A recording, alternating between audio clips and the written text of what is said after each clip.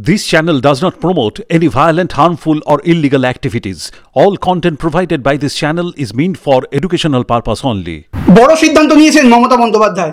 আরজিকর কাণ্ড নিয়ে যখন গোটা রাজ্যে তোলপাড়, তখন ঘোষণা করা হয়েছে রাজ্যের সব জেলার এবং শহরের হাসপাতালগুলিতে সুরক্ষার দায়িত্বে থাকবেন প্রাক্তন পুলিশ কর্তা অথবা প্রাক্তন সেনাকর্তা। এই নিয়েই আজকে আমাদের আলোচনা। নমস্কার, আপনাদের সঙ্গে রয়েছি আমি সৌভিক, আর আমার সঙ্গে রয়েছেন দ্য ওয়ালের রিপোর্টার রফিকুল জামাদার। রফিক দা, আরজিকর কাণ্ড নিয়ে গোটা দেশে এখন চর্চা চলছে, বিক্ষোভ, প্রতিবাদ সবকিছু আমরা দেখতে পাচ্ছি।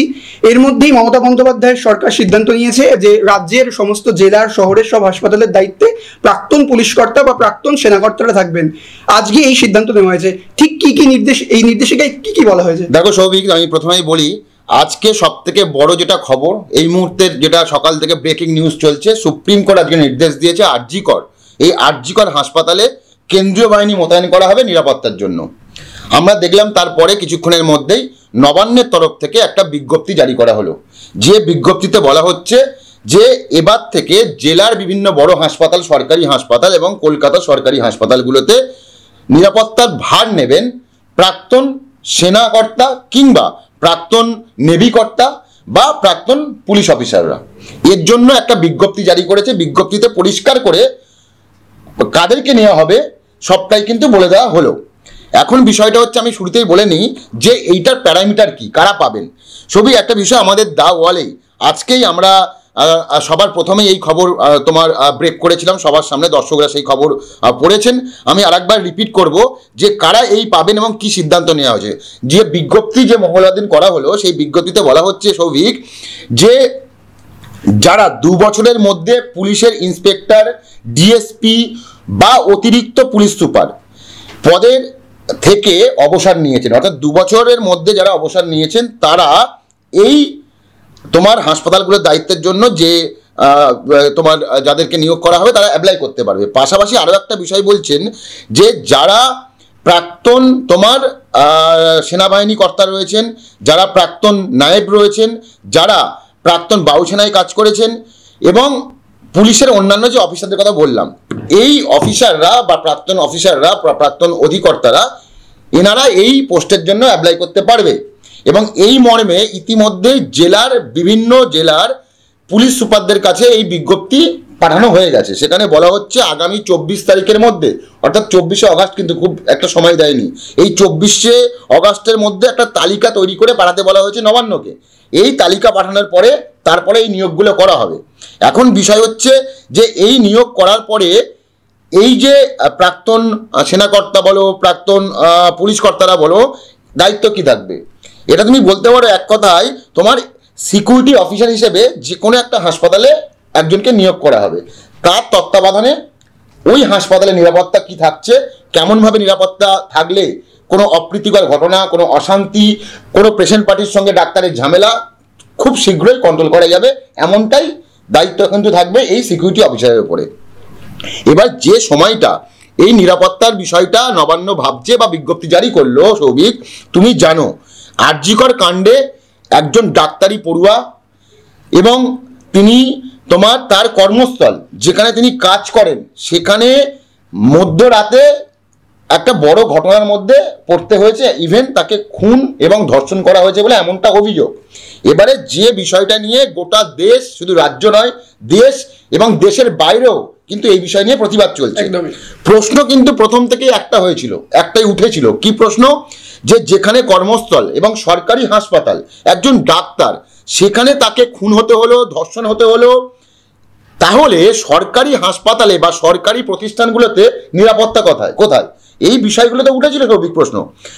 সেই বিষয়টা ওঠার পরে নবান্ন এতদিনে মনে করছে যে হ্যাঁ, আরজিকর কাণ্ডে বা আরজিকরে যে ঘটনা ঘটেছিল তাতে অবশ্যই নিরাপত্তার অভাব রয়েছে। এটা কিন্তু আমার কথা নয়। মমতা বন্দ্যোপাধ্যায় যেদিনকে তোমার মৌলালি থেকে ডরিনা ক্রসিং পর্যন্ত মিছিল করলেন, সেই মিছিল শেষে ধর্মতলায় তিনি যখন বক্তব্য রাখছিলেন, তিনি একটা কথা বারবার বলছিলেন যে আমি এখনো পর্যন্ত ভেবে পাচ্ছি না, এর উত্তর পাচ্ছি না। একটা হাসপাতাল, সেখানে 3rd ফ্লোর, মানে অর্থাৎ 4 তলাতে একজন উঠে গেল, একজন ডাক্তারের সঙ্গে এই সমস্ত হয়ে গেল, কেউ জানতে পারলো না, কেউ বুঝতে পারলো না। এই বিষয়গুলো কিন্তু তিনি প্রশ্ন তুলেছিলেন এবং যে প্রশ্নের মধ্যে তিনিও মনে করছেন যে নিরাপত্তার বড় গাফিলতি ছিল আরজি কর কাণ্ডে বা আরজি করে। এবং এখানে শুধু তাই নয়, আমি এখানে অভিষেক বন্দ্যোপাধ্যায়ের প্রসঙ্গ টানবো। অভিষেক বন্দ্যোপাধ্যায় তিনি ডায়মন্ড হারবারে একটা মিটিং করেছিলেন। সেই মিটিংয়ের পরে যখন তাকে এই আরজি কর নিয়ে প্রশ্ন করা হয়েছিল, তিনি বলেছিলেন যে আমার সব থেকে বড় প্রশ্ন, মানে অভিষেক বন্দ্যোপাধ্যায় আমি কোটটা বলছি, আমার এখানেই তো প্রশ্ন যে একটা হাসপাতালে 10টার পরে ডাক্তাররা ছাড়া নার্সরা ছাড়া কেন সবাই যেতে পারবে এবং সেখানে সিভিক ভলান্টিয়ারের মতো একজন সে ঢুকে পড়লো। সেখানেও তিনি কিন্তু প্রশ্ন তুলেছেন নিরাপত্তার, অর্থাৎ নিরাপত্তার যে গাফিলতি ছিল, ফাঁক ছিল, সেটা মমতা বন্দ্যোপাধ্যায়, অভিষেক বন্দ্যোপাধ্যায়রা বুঝে গিয়েছেন। এবং সেই কারণে আগামী দিনে আরজি করের মতো ঘটনা এবং এই যে ঘটনার জন্য নিন্দার ঝড়, সেই বিষয়গুলো যাতে আর না হয় সেই কারণে তৎপর নবান্ন এবং সময় নষ্ট না করে আজকেই তারা এই বিজ্ঞপ্তি জারি করলো। এখন দেখার বিষয় যে এই 24 তারিখের মধ্যে জেলার যারা পুলিশ সুপার রয়েছেন বা জেলা শাসকরা রয়েছেন কি তালিকা পাঠাচ্ছেন এবং কি নিয়ম অনুযায়ী এই প্রাক্তন সেনাকর্তা বলো বা প্রাক্তন অফিসারদের বলো, পুলিশ কর্তাদের বলো নিয়োগ করা হচ্ছে। এবং নিয়োগ করলে তো শুধু হবে না, দেখতে হবে নিয়োগ করার পরে তারা কিভাবে এই হাসপাতালের নিরাপত্তা সাজাচ্ছে, একদমই সেটা এখন বিষয়। এখন তো আমাদের তোমার নজর রাখতে হবে যে হাসপাতালে আগামী দিনে কি নিরাপত্তা রাখছে। না একদমই, কিন্তু রফিকদা এখানে একটা জিনিস খুব পরিষ্কার, আজকে সুপ্রিম কোর্ট বলতে পারা যায় পুরো তিরস্কার করেছে যে রাজ্যে পুলিশের ভূমিকা কি ছিল। কারণ হাসপাতালে একটা গন্ডগোলের চিত্র আমরা দেখেছিলাম 14 তারিখ রাত্রিবেলা। তারপরে একাধিক প্রশ্ন উঠেছে, সিকিউরিটি ল্যাবসের একটা বিরাট বড় প্রশ্ন। সেই জায়গা থেকে একটা প্রশ্ন খুব স্বাভাবিকভাবে উঠে আসে যে এতদিন দেরি করা কেন হলো, এখন এই নির্দেশিকা হঠাৎ আজকে সুপ্রিম কোর্টের ভৎসনার পরেই কেন দিল না? দেখো এই বিষয়টা নিয়ে অনেকের প্রশ্ন যে যখন একটা ঘটনা ঘটে যায়, এটাই হচ্ছে সমস্যা, জানো তো। মানে যে কোনো সরকারে বলো বা যে কোনো এতেই কোনো ঘটনা ঘটে গেলেই তারপর ঘুম ভাঙে। এখানেও তো অনেকে অভিযোগ তুলছে যে সরকারের ঘুম ভাঙলো। যদি সরকারের ঘুমটা আগে ভাঙতো তাহলে হয়তো আমাদের মধ্যে থেকে আমাদের বোন বা একজন ডাক্তারকে আমরা হারাতাম না। কিন্তু একটা ঘটনা ঘটে গেছে, অবশ্যই সরকার নিন্দা করছে, সরকার পর্যন্ত চাইছে যে সঠিক বিচার পাক, সিবিআই তদন্ত করছে। তবে হ্যাঁ, তোমার কথা অবশ্যই ঠিক, এই ঘুমটা যদি আগে ভাঙতো তাহলে হয়তো এরকম কোনো ঘটনা ঘটতো না। তবে যাই হোক, শেষ পর্যন্ত তো সরকার মনে করছে যে নিরাপত্তার অভাব রয়েছে এবং তার জন্য যদি ব্যবস্থা নেয় এবং আগামী দিনে এই ঘটনা যাতে না ঘটে সেটা তো অবশ্যই ভালো। তবে সবটাই দেখো, সবটাই বিজ্ঞপ্তি জারি করলাম, একটা ঘটনা ঘটেছে বলে পরবর্তী সময় সেইটা আর কি হচ্ছে না হচ্ছে কেউ খোঁজখবর রাখছে না, সেটা হলে খুব সমস্যা।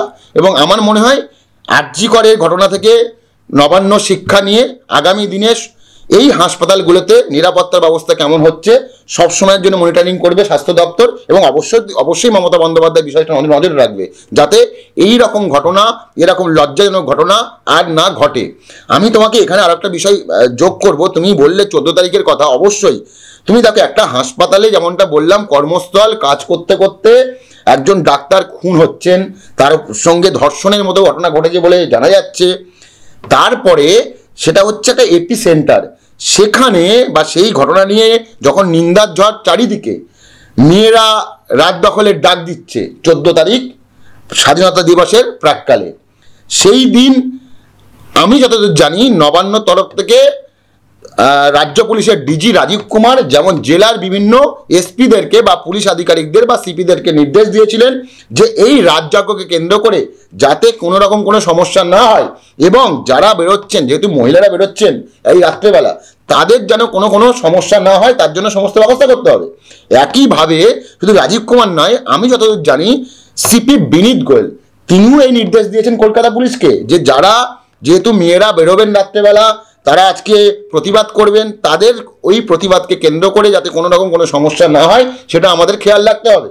কিন্তু এত কিছুর পরে ঢাল তরোয়াল সব রাখলাম, সমস্ত ব্যবস্থা করলাম, আর যে এপি সেন্টার আরজি কর, সেই আরজি করে আমরা নিরাপত্তা দিতে পারলাম না। সেখানে কি হচ্ছে, একদিকে যখন রাত দখল করছে মেয়েরা, বিচার চাইছে, ঠিক সেই সময় বেশ কিছু দুষ্কৃতী, আমি তাদেরকে কোনো রকমভাবে আমি কোনো বলবো না, ওদেরকে দুষ্কৃতী বলা যায়, গুন্ডা বলা যায়, ঢুকে পড়লো হাসপাতালে।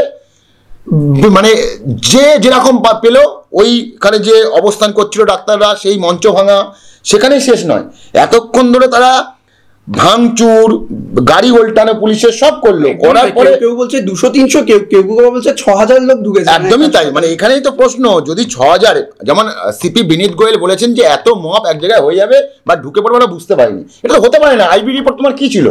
তো সেই জায়গা থেকে বেশ কিছু প্রশ্ন রয়েছে পুলিশের। আমি যে বিষয়টা বলছিলাম, এবারে ভাঙচুর পর্যন্ত থেমে থাকেনি, ওখানে যে ইমার্জেন্সির যে গেটটা ছিল তোমার কনস্টেবলের, সেটা ভেঙে ফেলে দেওয়া হলো।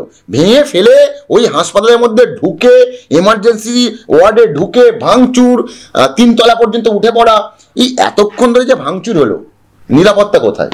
তো আজকে এই নিরাপত্তার প্রশ্ন শুধু আমরা নয়, গোটা রাজ্যবাসী এবং বিভিন্ন জায়গা থেকে, বিভিন্ন রাজ্য থেকে, দিল্লি থেকে শুরু করে বিভিন্ন জায়গায় একটাই কথা বলা হচ্ছে যে হাসপাতালে নিরাপত্তা জোরদার করতে হবে। আর আজকে সুপ্রিম কোর্ট, মহামান্য সুপ্রিম কোর্ট সেই বিষয়টা বারবার বুঝিয়েছেন যে ডাক্তারদের সব জায়গায় নিরাপত্তার ব্যবস্থা করতে হবে।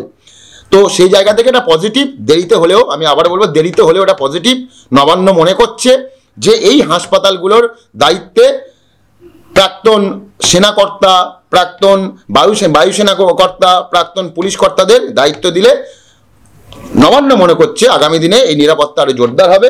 এখন দেখার বিষয় সৌভিক, এই যাদেরকে যে বিজ্ঞপ্তি জারি করা হলো, এই বিজ্ঞপ্তি জারি করার পরে কতদিনে এই হাসপাতালগুলোতে, জেলা বলো কলকাতায় বলো, তাদেরকে নিয়োগ করা হচ্ছে এবং তারা কিভাবে এই হাসপাতালগুলো নিরাপত্তা হ্যান্ডেল করছে। একদমই, আমরা কিছুদিন আগেও দেখেছিলাম নবান্ন মহিলা নিরাপত্তার ইস্যুতেও একাধিক নির্দেশিকা জারি করেছিল এবং হাসপাতালের ক্ষেত্রেও আজকে নির্দেশিকা জারি করা হলো।